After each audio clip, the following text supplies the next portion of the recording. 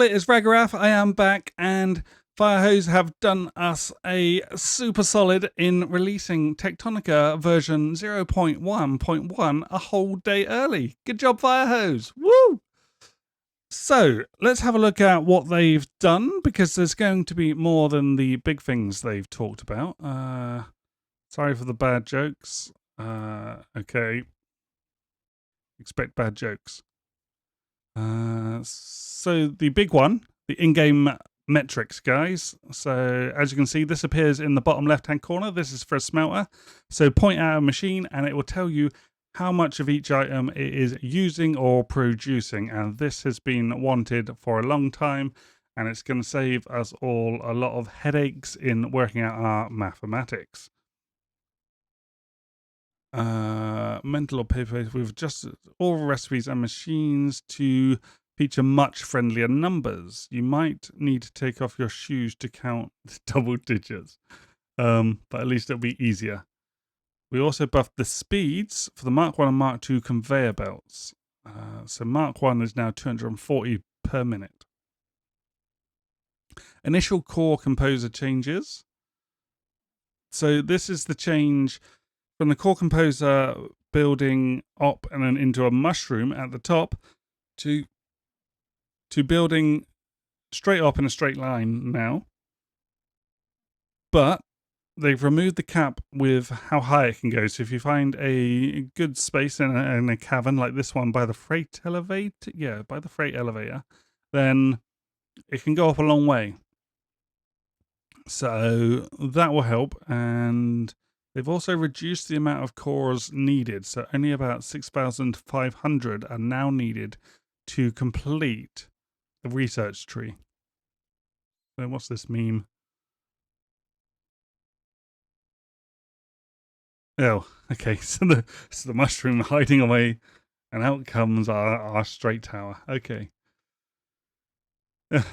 We've also removed the red X. That's brilliant. The red X was a pain in the bum because it was just annoying flicking on and off. I would delete the core composers just to get rid of the flashing X, but it does seem that it will still hold on to 10 cores. Oh, you can remove them though with mass collect, so you won't waste them. That will hold 10 extra cores even if it can't build anymore. Core clustering has been rewritten for enhanced clarity, and cores were affecting performance, but not because of the animations. It was because of their sound. Yes, we knew sound was a problem because they announced that in the last video. The mole digging down is another big feature. So if you've watched any of my videos, you'll see me digging down a lot, although I speed it up or skip over it entirely with the pickaxe, which takes a very, very, very long time. So it's brilliant that you can now dig down, and you can also dig in straight lines without having the problem where if you moved off to the side slightly, that it would jump and restart molding again. That's now gone because it will just dig in a trench. Machine power and fuel updates. Freshers, they've changed the clearance to only 1 meter, so that's 1 square instead of 2 squares, which is a great change and means we can feed from freshers into freshers, or assemblers into freshers, or freshers into assemblers, you know. So we can run things that way if we really wanted to. So that will make our factories a little more compact. And fuel, they've moved BioBrick technology up 2 tiers in Production Terminal Victor. Why? Because we got it too early. I found this on my playthrough. I got offered BioBricks, and I knew BioBricks were the best source of fuel, so I started building them, and it was far too early for me to actually be using them, and took a lot of fixing behind the scenes to get my BioBrick production working fast enough that I was supplying all my machines as well as I was using whatever I was using before. It was like the stems, I think. In terms of power generation by other means, we fixed the issue that showed up when groundbreakers combined Mark 1 and Mark 2 crank generators in the same chain. I didn't know this was a problem. I've not done this, but it's good that they fixed it. Azerty support for those of us that aren't from English-speaking countries and don't use a QWERTY keyboard. That's a good change for those people. So here's the patch notes themselves. They've moved some of the fresher fragments to the first floor of the warehouse facility. Groundbreakers were previously missing the big dudes during exploration. Fresher fragments, they're just the ones on the top of those. In the first warehouse, they're on the top of racks, aren't they? Yeah, they're on top of the racks. I'm pretty sure. They weren't hard to miss. But anyway, people were missing them. So they've moved some. Added 3 more assembler fragments on the path to the warehouse so that we're more likely to scan them to get the assemblers online. Swapped out temporary material on the HVC fragment model. Don't get excited though, guys, because it's still temporary. Fixed some protection zones. I've had some of those where I've been colliding with things or not able to mole stuff that I think I should be able to mole. So that's a good fix. Fixed an issue with it. What's this one? With a vent protection zone at the Excalibur Bridge. So, like, stop trying to clip out of the map. Or don't. I'm not your Sparks. Is that an attempt at a joke? Maybe. Adjusted small chests to no longer allow mass collect interactions. That's a good one. That's a good one. This was a problem because if you're trying to collect off the belts around a box, then you collect everything in the box and you'd fill your inventory up and then you'd get encumbered. Nightmare. Good fix. Added layer of bedrock boundary to avoid dropping through the top or bottom of the level, or digging through, not dropping through. Okay, so no digging out of the map anymore, guys. Adjusted all recipes to have friendly integer throughput numbers that play nicely with other recipe numbers. Happy mathing. No, it's not mathing, it's maths. Mathematics. The shortened is maths.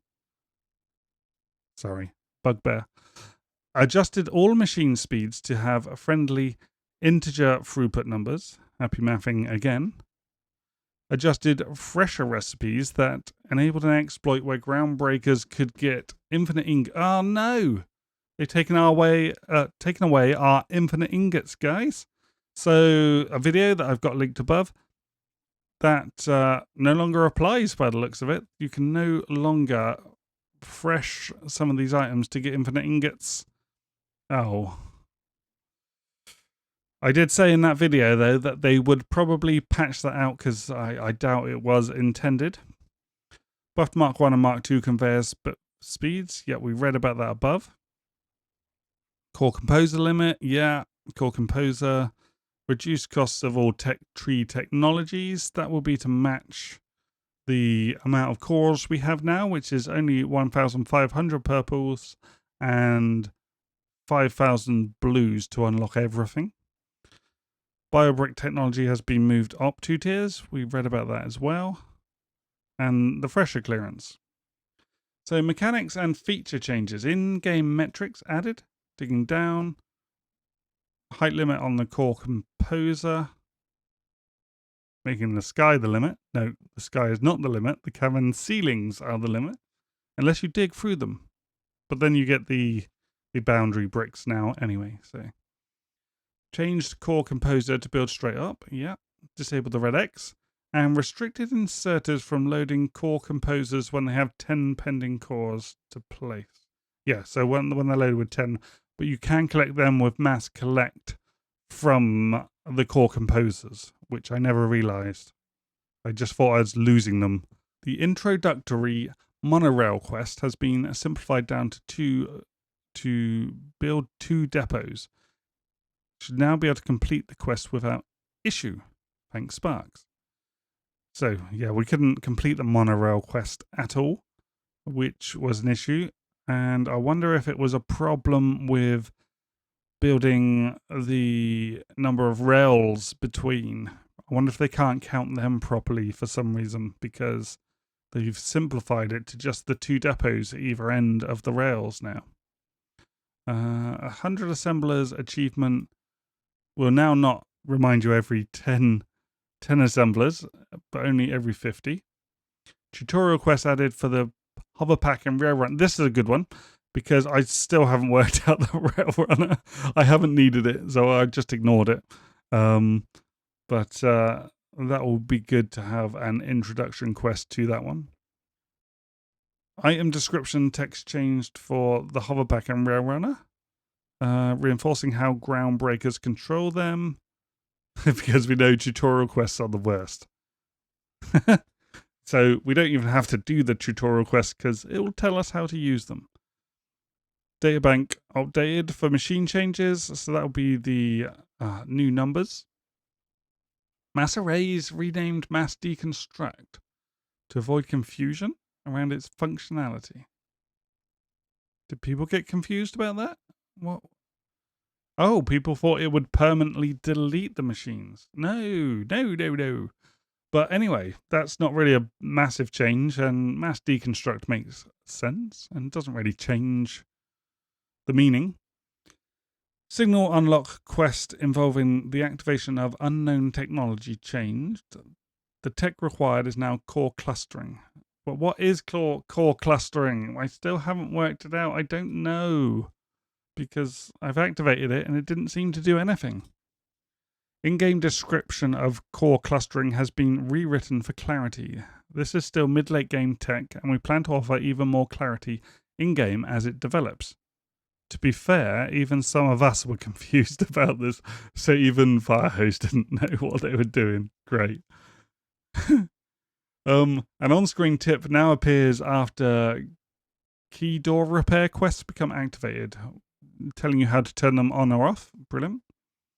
System message when interacting with not yet activated freight elevator expanded to tell groundbreakers explicitly that they need to continue upgrading PT Victor. I just assumed that I'd need to upgrade the production terminal Victor to carry on that story with the freight elevator, because I found it really early-ish in the game, and just assumed that I hadn't progressed the story far enough. System message line now provides an explicit hint to investigate RD 3215 when mining of Atlantum fails. Added keyboard support, anti-aliasing toggle to support CRISPR Techtonica. That's a good one, because some people don't get on with anti-aliasing. I'm not sure what type of anti-aliasing they're using in the game, but it can add too much blur for some people.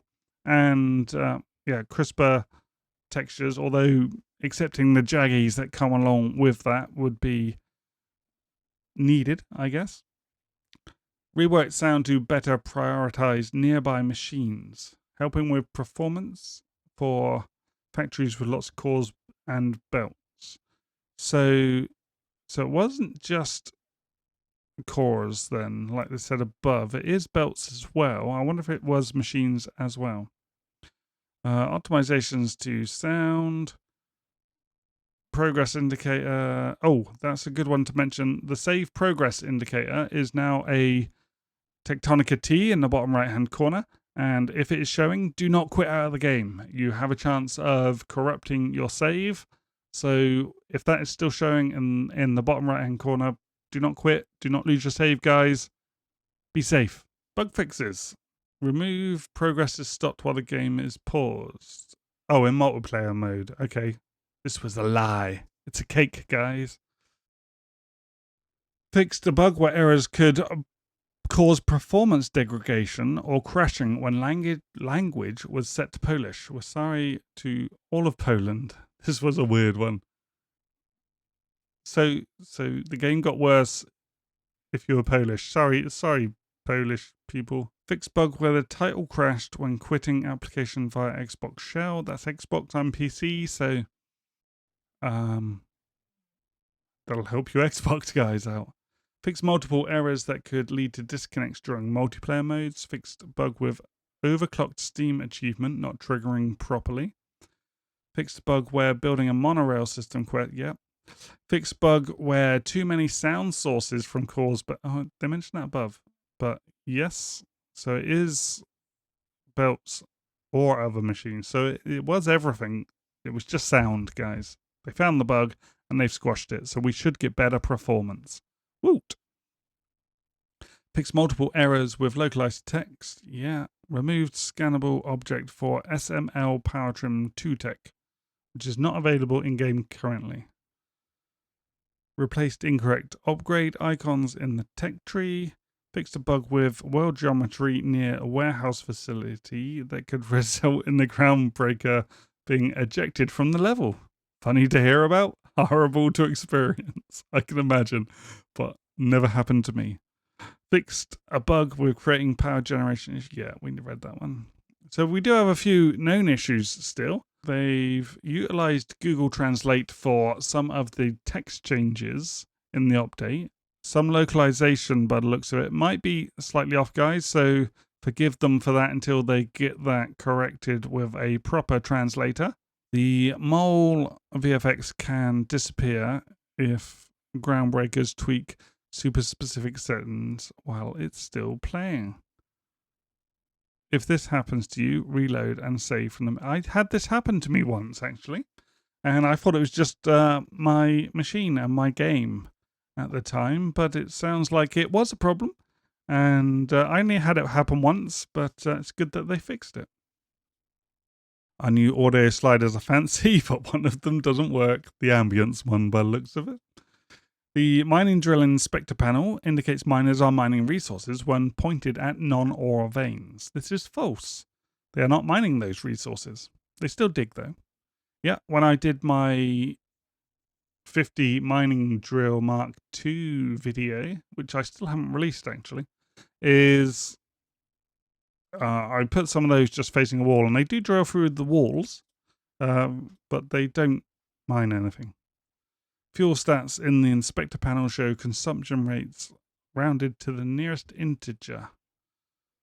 We will update this in 0.1.2 to round to the nearest first decimal place. But I thought they were going to use integers for everything. Maybe not for fuel. Mole sounds distort during flattened mode. When playing in German, Azerty is weirdly displayed as Azuri. Okay. Not a showstopper, still annoying. If Groundbreakers rebind their keys with special characters, placeholder keys will show up instead. Okay, it looks like we've reached the end of the patch notes there, guys. There's a lot of good changes in there. Not everything is in there. They are going to bring out a second patch to this. No timeline on this, but it'll be 0.1.2, which is the second quality of life update, which is going to address some more issues. But anyway, if you've enjoyed this video, then please give me a thumbs up and subscribe to my channel, and I'll catch you in the next video. Thanks all. Bye.